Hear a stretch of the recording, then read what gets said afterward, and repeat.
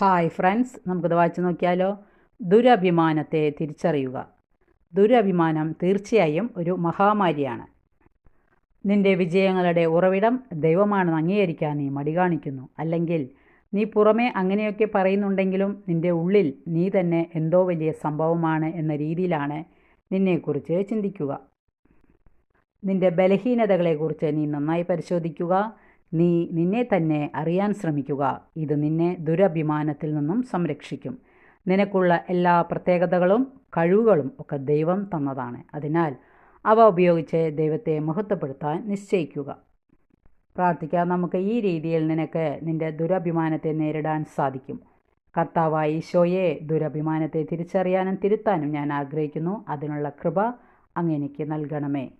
നമുക്ക് തന്നിട്ടുള്ള കഴിവുകളെ വേണ്ട രീതിയിൽ ഉപയോഗിക്കാനായിട്ട് ശ്രമിക്കുക. വായന ഇഷ്ടപ്പെട്ടെങ്കിൽ ലൈക്ക് ചെയ്യുക. Okay, thank you, by.